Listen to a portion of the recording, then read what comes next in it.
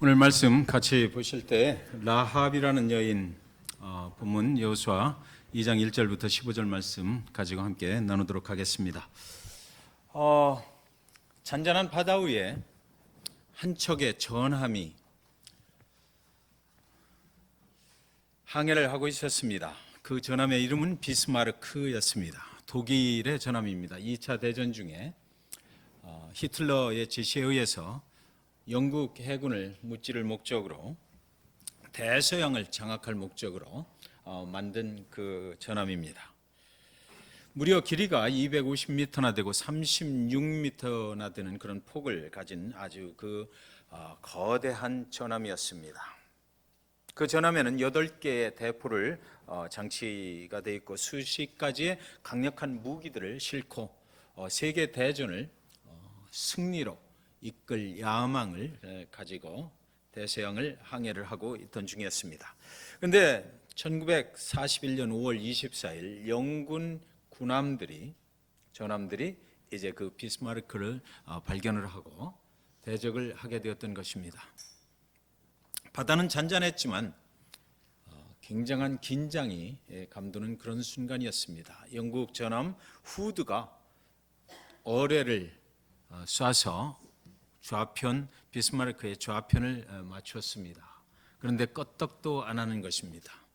그래서 또 한 번 후드 전함에서 어뢰를 또 발사해서 비스마르크의 우편을 맞췄습니다. 그랬더니 이때 비스마르크가 끼우뚱하고 흔들리는 모습을 보게 되었던 것이죠. 그래서 비스마르크는 그 전에도 이미 영국 그 전함들을 수도 없이 쓰러뜨렸던 그런 경력이 있는 아주 막강한 전함이었습니다. 그래서 어느 누구도 지금 그 순간에 저 비스마르크를 우리가 대항할 수 있을 것이다라고 생각했던 것은 아니었는데, 요행스럽게도 두 번째 쏘아온 그 어뢰가 그 비스마르크에 우리는 순간 끼우뚱하고 흔들리는 모습을 보게 되었던 것이죠. 그 비스마르크는 1년 동안의 그 기간을 거쳐서 아주 강력한 전함으로 만들어졌던 것인데도 불구하고 그 우측 밑부분에 있는 열기구 밑에 있는 키에 약간의 문제가 있었다 하는 것이에요. 히틀러는 그걸 가지고 세계를 장악할 목적으로 아주 강력하게 만들었지만, 그러나 그 비스마르크 강력한 그 전함에도 흠은 있었다라는 것이죠. 기본이 조금 잘못됐던 것, 그것을 우연히 영국 전함이 쏜 그 어뢰에 의해서 그들은 그것을 발견할 수가 있었다. 그리고 나서 그 영국 전함에서 계속해서 포탄을 퍼붓고 어뢰를 쏘아서 비스마르크는 그날 1941년 5월 24일 드디어 중심을 잃고 쓰러지고 말았기 때문에 제2차 대전에서 히틀러가 승리할 수 있는 길을 차단을 해버리고 말았던 것이다라는 것입니다. 여러분, 전쟁에서 승리를 하기 위해서는 적군을 알아야만 합니다. 적군의 전함이 어떻게 만들어졌는지, 어떤 부분이 가장 취약한 부분인지를 알아야 그 전쟁을 승리로 이끌어갈 수가 있어요. 여호수아, 이 사람은 여리고 성을 정복을 하기 전에, 전쟁을 시작하기 전에 정탐꾼을 여리고에 미리 보냈다라고 성경에 기록이 되어 있습니다. 두 사람의 정탐꾼을 미리 보내서 과연 그 여리고 성에는 얼마만한 병력들이 주둔을 하고 있고 보초 교대는 몇 시에 하는지, 이런 것들을 아마 그 정보를 얻기를 원했을 것입니다. 하나님께서 이미 허락은 하셨지만 그럼에도 불구하고 우리에게 필요한 정보는 우리가 얻어야만 되었기 때문에 정탐꾼 2명을 보내서 그 여리고 성에 얼마만큼의 병력들이 주둔하고 있는지, 어떻게 돌아가고 있는지 그 정보를 얻어서 그 여리고 성으로 들어가기를 원했던 것이에요. 오늘 우리는 여선교회 헌신 예배로 드립니다. 하나님께서 우리 잭슨빌 중앙침례교회 성도님들을 보내주신 것 너무너무 감사하고, 함께 신앙의 여정을 가게 하신 것 너무너무 감사하고, 잭슨빌 이 지역에서 잭슨빌 중앙침례교회가 감당해야 될 그런 영적 전쟁을 우리에게 맡겨주신 것 또한 감사합니다. 그래서 우리는 오늘 이 헌신 예배를 통해서 무엇을 다지고자 하는 것이냐면, 하나님께서 우리에게 맡겨주신 이 땅 잭슨빌에 우리가 어떻게 영적인 전쟁을 할 것인가, 우리의 믿음은 어떻게 다져져야 되고, 우리의 헌신은 또 어떻게 해야 하나님이 원하시는 방법으로 우리는 그 영적 전쟁에서 승리를 할 수 있을 것인가. 하나님이 이 땅 잭슨빌을 우리에게 맡겨주셨음에도 불구하고 우리는 다시 한번 우리 자신의 믿음을 다져보는 이런 시간이다라는 것이죠. 그래서 이 시간은 우리한테 굉장히 중요한 시간이 되는 것입니다. 오늘 헌신 예배를 드리는 여선교회가 성공적으로 하나님께 헌신하려면 하나님을 잘 알아야만 한다라는 것이죠. 전함은 상대방 전함의 그 취약한 부분, 또 어떤 부분이 가장 강한 부분인지, 우리가 어느 쪽을 어뢰로 쳐야 되는지를 알아내야 전쟁에서 승리할 수 있지만, 그러나 우리 여선교회는 영적 전쟁에서 승리를 하기 위해서는 누구를 알아야 된다? 하나님을 잘 알아야 된다는 것입니다. 우리를 향하신, 그리고 우리를 통해서 하나님께서 무엇을 하기를 원하시는지를 잘 알아야 우리 여선교회가 하나님의 칭찬을 받는 귀한 여선교회로 쓰임을 받게 될 것이다 라는 것이에요. 오늘 우리 여선교회 성도님들의 영혼과 마음과 혼과 모든 육신 속에는 오직 하나님만 거하시고요, 그 영광을 하나님께 드리기를 주님의 이름으로 간절히 축원드리는 것입니다. 왜냐하면 영적 전쟁은 우리가 하는 것이 아니고 누가 하신다? 하나님께서 하시는 것이기 때문에 그렇습니다. 그렇다면 우리의 하나님은 누구실까? 우리를 인도해 가시는 하나님은 과연 어떤 것을 원하시는 하나님이실까? 그것을 우리는 잘 알아야만 합니다. 그렇다면 요한복음 3장 16절 17절에 보면, 하나님이 세상을 이처럼 사랑하사 독생자를 주셨으니 이는 그를 믿는 자마다 멸망하지 않고 영생을 얻게 하려 하심이라. 하나님이 그 아들을 세상에 보내신 것은 세상을 심판하려 하심이 아니요 그로 말미암아 세상이 구원을 받게 하려 하심이라. 여러분, 오늘 우리가 분명히 알아두어야 될 것이 있는데요, 그 두 기절 속에 요한복음 3장 16절 17절 이 짧은 두 기절 속에 세상이라는 단어가 4번이 강조가 되고 있다고 하는 것입니다. 하나님은 세상에 지대한 관심을 가지고 계시다라는 것이에요. 하나님의 아들 예수가 세상으로 오셨잖아요. 세상을 사랑하시기에 그 하나밖에 없는 독생자 아들을 이 땅에 보내셨습니다. 하나님은 세상을 심판의 대상으로 보신 것이 아니에요. 하나님의 사랑의 대상으로 보셨기 때문에 자기 아들을 죽이기까지 세상을 사랑하셨다라고 성경은 기록해 놓고 있는 것이에요. 그래서 하나님은 세상에 있는 저와 여러분을 구원하시기 위해서 당신의 하나밖에 없는 그 아들 예수를 십자가에 죽이시기까지 희생을 시키셨다는 것이죠. 그래서 하나님의 교회는 절간처럼 산속에 들어가 있는 것이 아니고 하나님이 사랑하시는 세상 속에 세우셨다는 것입니다. 우리 교회는 세상 속에 존재하는 것이에요. 하나님은 지금 이미 구원을 받은 저와 여러분을 사랑하십니다. 그러나 사랑하는 여러분, 하나님의 그 복음을 듣지 못하고 살아가고 있는 세상에 있는 사람들도 하나님은 사랑하신다. 그 아들 예수를 그들을 위해서 죽이셨다라는 것이죠. 세상이 하나님 앞에 돌아오기를 오늘도 기다리고 계신다라는 것이에요. 오늘날 우리가 살아가고 있는 세상에 있는 예수를 모르는 사람들을 엄청나게 사랑하시는데, 그 사랑이 어디까지 사랑하셨다? 자기의 아들을 죽이시기까지 사랑하셨다. 여러분 만약에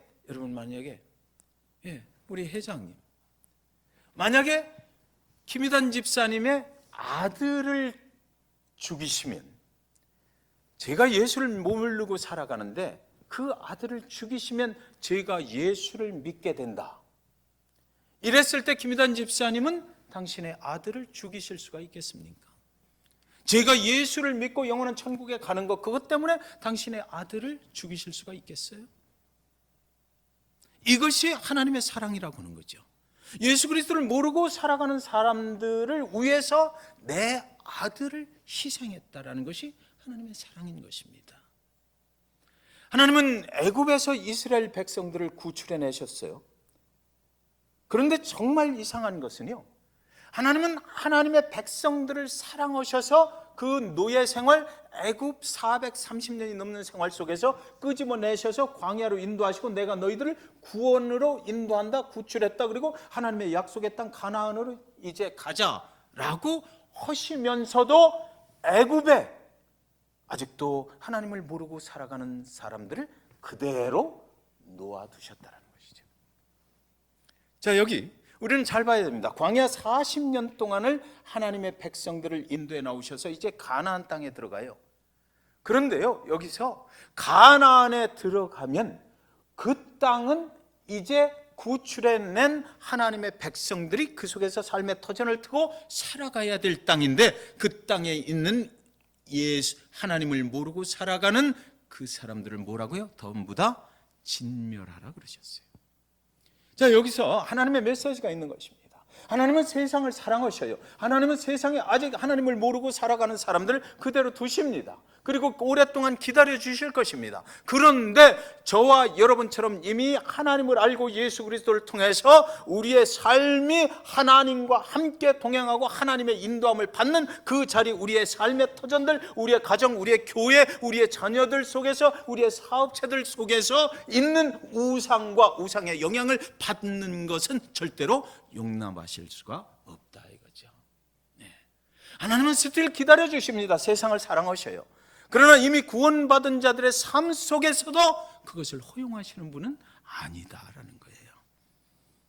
그래서 하나님께서는 가나안에 들어가는 이스라엘 백성들에게 그곳에 있는 모든 우상을 타파하고 진멸하라라고 말씀하셨던 것이에요. 하나님은 당신의 독생자들을 십자가에 희생하심으로 우리를 구원해 주신 후에 예수를 믿는 자들의 삶 속에 세상의 우상들이 들어와 자리를 잡고 사는 것은 절대로 용서하실 수 없었다. 그런 하나님이시다라는 거죠. 그래서 하나님은 구원받은 이스라엘 백성들이 살아가야 할 그 삶의 자리, 가나안에 있는 모든 우상을 진멸하고 그 땅에 있던 하나님 외에 다른 신을 섬기는 그 사람들도 다 진멸해버리라고, 그 영향권 안에 있었던 모든 이방 민족들도 다 진멸하라고 그렇게 명령을 하셨던 거예요. 저와 여러분이 예수 그리스도를 믿고 오늘 잭슨빌 이 땅 가운데 살아가잖아요. 우리 교회 안에, 우리 가정 안에, 우리의 섬기는 그 사업장 안에 여러분들 우상을 두시면 안 되는 거예요. 하나님은 그건 절대로 용서하시지 않는다. 그러나 아직도 잭슨빌이라고 하는 세상 가운데 하나님을 모르고 살아가는 사람들은 하나님께서 스틸 기다리시고 우리를 통해서 진정으로 하나님께만 영광 돌리고 진정으로 예수 그리스도의 이름을 높이는 이 이미 하나님을 믿는 백성들을 통해서 그들에게 영향력을 미쳐서 그들도 예수 그리스도를 알게 하시려고 그러신단 말이죠. 그러니까 우리가 얼마나 믿음 생활하는 것이 얼마나 중요한지 몰라요. 우리가 세상과 믹스드 돼 있으면 그런 일은 일어날 수가 없기 때문에 그런 것이죠. 이스라엘이 광야를 지날 때 민수기 13장에 보면 하나님은 모세에게 12명의 정탐꾼들을 가나안으로 파송하라고 그러셨어요. 그런데 오늘 본문에서는 여리고 성을 정복하기 전에 또 여호수아는 정탐꾼 2명을 보내거든요. 이미 정보 입수는 다 끝났어요. 우리는 그들 앞에 메뚜기 같다. 그리고 또 2명만이 하나님이 함께 하시면 우리는 얼마든지 승리할 수 있다 그랬어요. 이미 정보 입수는 끝났는데 2장 1절에 보니까 눈의 아들 여호수아가 시뜸에서 2사람을 정탐꾼으로 보내며 이르되 가서 그 땅과 여리고를 엿보라 하며 그들이 가서 라합이라 하는 기생의 집에 들어가 거기서 유숙하더니, 참 기가 막힌 이야기가 여기 나와요. 그 들어가서 봤는데 이 정탐꾼들이 술 먹으러 거기 간 거 아니잖아요. 그죠? 가서 정보를 캐내와야 되는 게 이 스파이 임무를 가지고 들어갔는데 이 사람들이 거기 들어가서 엉뚱한 집으로 들어가 버린 거야. 선술집으로 들어갔어. 기생 라합의 집으로 들어갔어. 거기 들어가서 뭐 하려고 그쪽으로 갔을까요? 거기는 오고 가는 사람들이 하루 묵어가는 곳이고 오고 가는 사람들이 술 마시는 곳이고 또 때로는 그 기생 라합과 하루 저녁 자고 가는 곳이에요.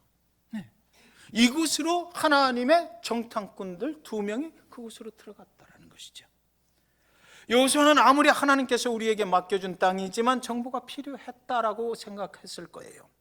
나름대로 철저한 정보를 수집해서 여리고에 들어가는 즉시 우리가 승리를 이끌어내야 되겠다라고 했었을 것입니다. 그런데 이게 무슨 일이냐고요. 정탐꾼들은 정탐을 하러 돌아다닌 것이 아니고 들어가면서 기생집에 들어가서 거기서 묵기로 했다. 여러분, 기생은 당시 그 사회 속에서 아주 천한 직업이었습니다. 소망이 없고 마치 나는 이렇게 살다가 인생 끝내고 말겠구나라는 그런 생각을 가지고 살아가는 그런 사람의 하나였을 것입니다. 신학자들이 말하기를 거기는 그냥 우리가 얘기하는 그런 기생집이 아니고 선술집이었을 것이다, 주막집이었을 것이다. 오고 가는 사람들이 하루 정도 묵어가는 그런 곳이었고, 때로는 기생나앗과 하루 저녁 자고 갈 수 있는 그런 곳이었을 것이다 얘기합니다. 성경에 기록된 여인의 이름 중에 여러분 다 살펴봐도 그냥 창녀가 됐던 사람도 있고 때때로 이렇게 인생을 바꿔가면서 산 여인들의 이름이 기록이 되고 있지만, 그러나 라합에게만큼은 분명하게 항상 따라가는 한 단어가 있었는데 기생 라합이었다라고 그래요. 왜 그럴까? 그 사이 속에서 너무나 절망적인 인생을 살고 있는 한 여인이었기 때문에 그렇습니다.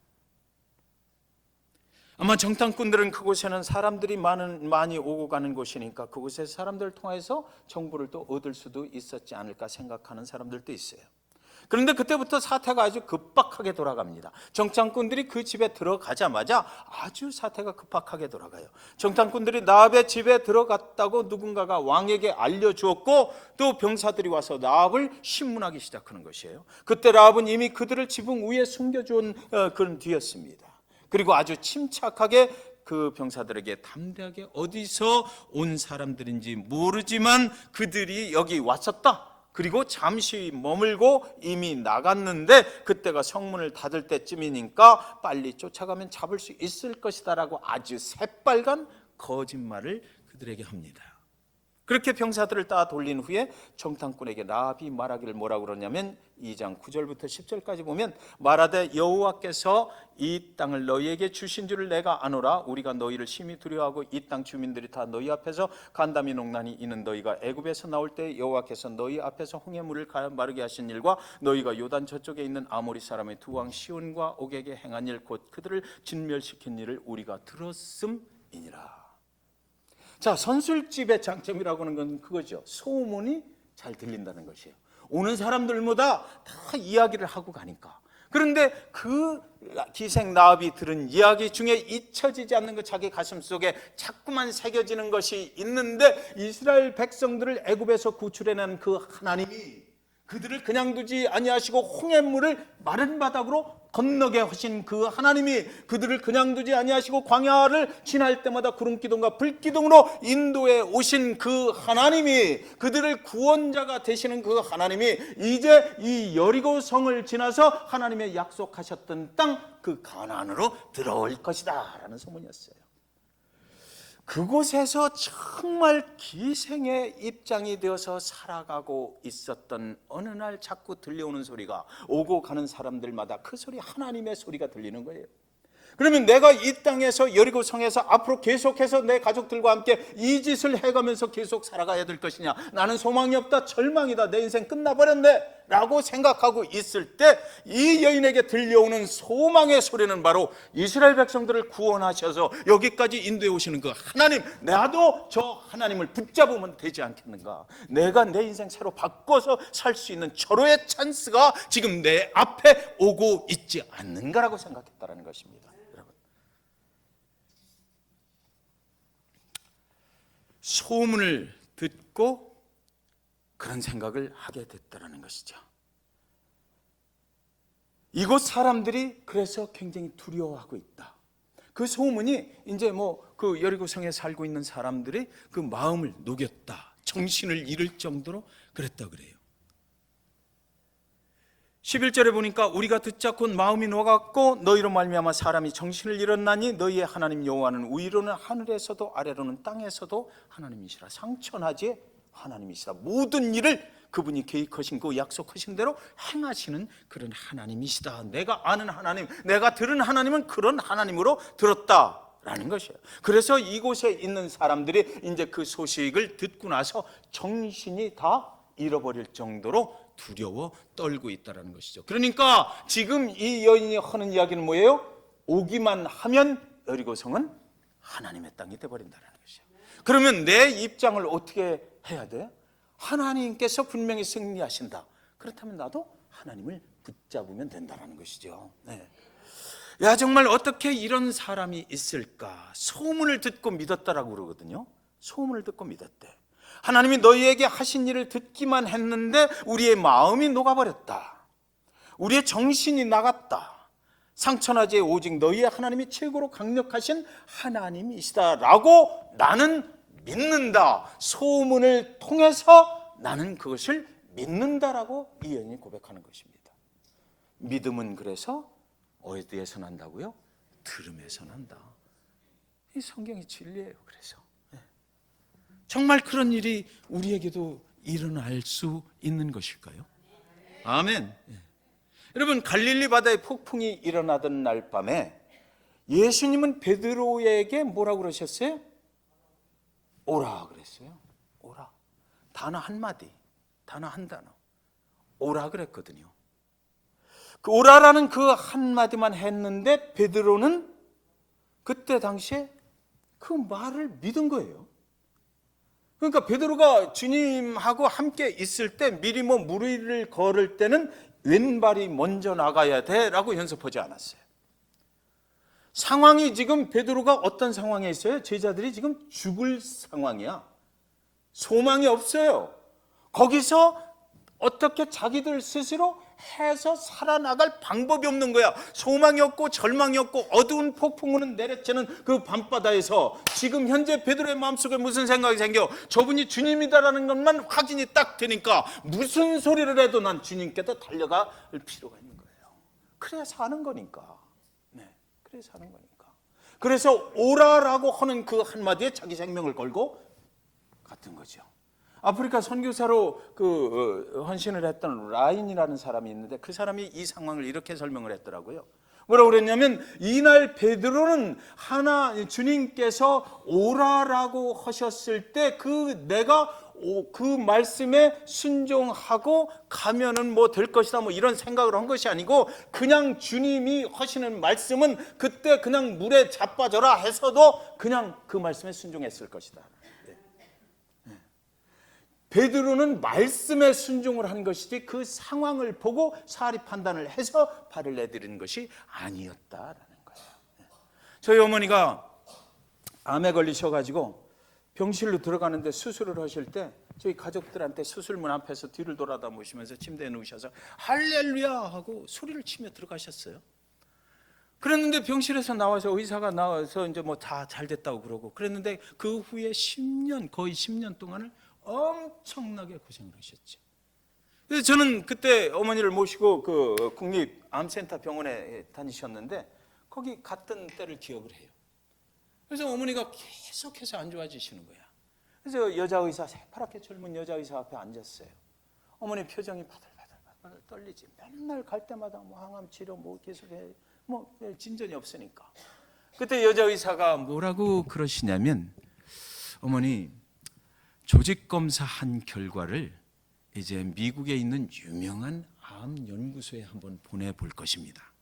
거기는 세계적으로 아주 유명한 곳이니까 거기에 보내면 분명히 신약이 어머니 암을 퇴치할 수 있는 그 암에 맞는 그런 신약을 개발해 놨을 거예요. 그러니까 우리가 이제 그 약을 기다리면 됩니다. 그 말이 그때 어머니는 이제 살 소망이 없습니다라는 말인 줄은 미처 몰랐죠. 우리 가족은 그 소리를 붙잡은 거예요. 언제나 이 소식이 들려오려나, 언제나 신약이 어머니께 맞는 약이 있다라고 연락이 오려나. 그러나 그 연락은 끝내 오지 않았어요. 그때 우리 가족들이 얼마나 간절하게 그 소식을 기다렸는데, 만약에 그 신약이 어머니한테 맞는 약이 있다라고 연락이 왔으면 얼마나 좋았을까. 그러나 그때 당시에 우리에게 옵션이 없었어요.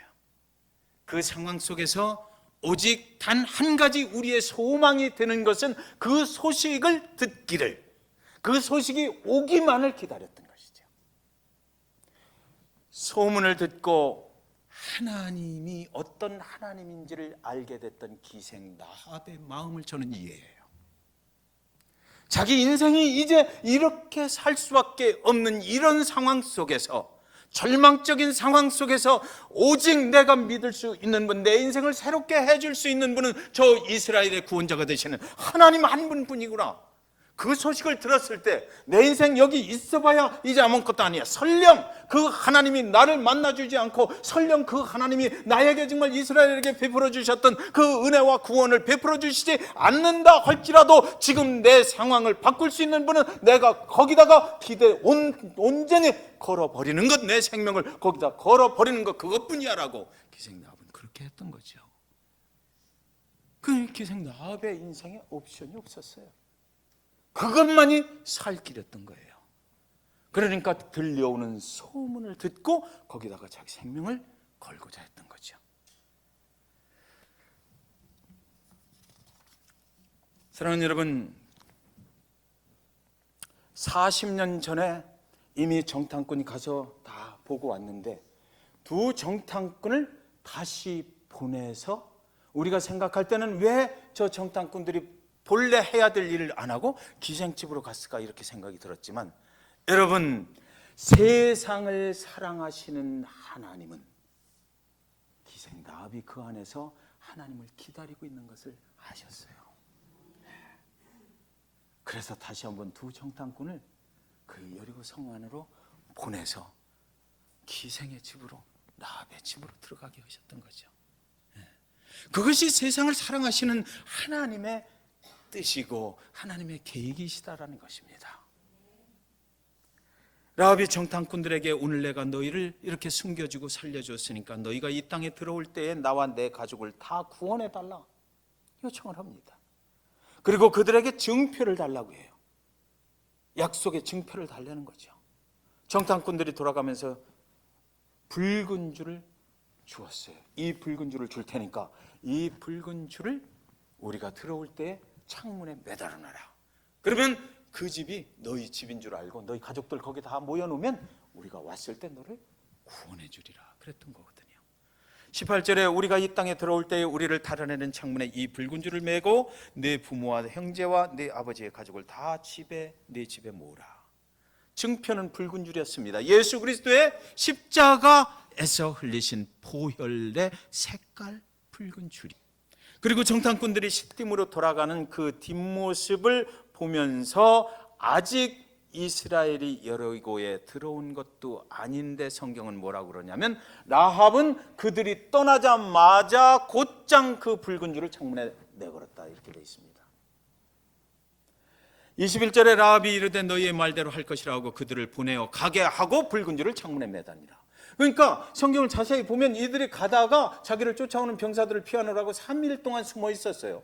그리고 또 여리고를 진격해 들어오는 이스라엘 병사들이 들어오기까지는 아직 시간이 있습니다. 그런데 기생 라합은 얼마나 자기의 구원을 간절하게 사모했던지 이 붉은 줄을 그대로 가지고 있었을 수가 없었다는 것입니다. 내 생명은 이제 그들에게 다 맡겼다. 하나님께 맡긴 거니까 이미 이렇게 된 거니까 나는 붉은 줄을 내린 거예요. 그들이 돌아가는 모습을 보자마자 나는 이제 하나님께서 구원해 주실 것이다 라고 거기다 내려버렸던 거지요. 그것뿐이 아니에요. 여러분, 성경은 후에 라합은, 이 기생 라합은 이스라엘 중에 한 지파의 두령인 살몬이라는 사람과 결혼을 하게 됩니다. 구원을 받은 후의 얘기예요. 그리고 이 살몬과의 사이에서 누구를 낳아요? 아셨네. 보아스를 낳아요. 우리 축복 신년 축복 성회 때 누구? 룻의 남편 보아스를 만나게 됐어. 그래가지고 그 보아스의 후손에 누가 나와? 다윗이 나와. 다윗의 후손에 누가 나와? 예수가 나오는 거예요.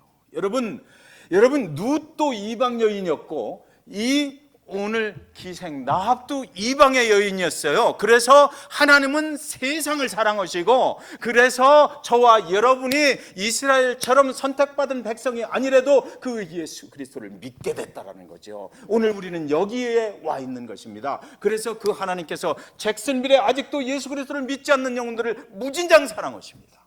그것이 성경의 역사예요. 그것이 하나님의 뜻과 계획 속에 있는 것입니다. 저와 여러분이 오늘 여선교회 헌신 예배로 하나님 앞에 나아가는데 우리 여선교회가 이제는 하나님의 사랑 안에 있습니다. 그 이야기는 무엇이냐면 은혜와 값없이 받은 그 은혜와 하나님의 구원의 역사에서 감사해서 살아갈 때 우리의 초점이 누구의 마음과 같아야 된다? 하나님의 마음과 같아야 된다. 잭슨빌에 있는 아직도 예수 그리스도를 모르고 살아가는 영혼들을 하나님의 마음으로 품고 포용하고 사랑할 줄 알아야 되겠다라는 거예요. 그것이 하나님의 뜻입니다. 그리고 우리가 어떻게 하나님을 만나고, 여러분 개개인에게는 하나님을 만난 스토리가 있어요. 내 스토리가 아니라 나의 인생을 변화시켜 주신 그 위대하신 하나님이 내 인생에 어떻게 역사하셨는지 그 스토리가 있거든요. 그 스토리가 어떻게 돼야 돼? 하나님이 사랑하시는 세상 속으로 나가야 된다는 거죠. 그래서 그곳에서 나도 언젠가 잭슨빌 중앙침례교회 여선교회 회원들처럼 나도 언젠가 내 인생 좀 변화받고 하나님 안에서 믿음 좋은 사람으로, 축복받는 사람으로 살기를 간절히 사모하고 있으나 아직도 예수를 먼저 믿은 자들과 접점이 없어서 연결되지 않아서 기다리고 사모하고 있는 그 사람들의 귀에 들어가야 된다. 그것이 오늘 이 기생 라합을 통해서 우리에게 주는 하나님의 메시지입니다. 그래서 저와 여러분, 이제 우리가 어떻게 믿음 생활하는지, 하나님은 우리 삶에 어떻게 위대한 일들을 이루셨는지 그 소문을 밖으로 내보내시기 바랍니다. 내보내셔요. 하나님은 내 인생을 이렇게 바꾸셨다 간증하시고, 그래서 그 소식을 듣고 소문을 듣고 많은 영혼들이 하나님 앞에 돌아오는 그런 역사에 크게 쓰임 받으시는 복된 그런 여선교회 회원들 다 되시기를 이 시간 주님의 이름으로 간절히 축원드립니다. 기도하겠습니다.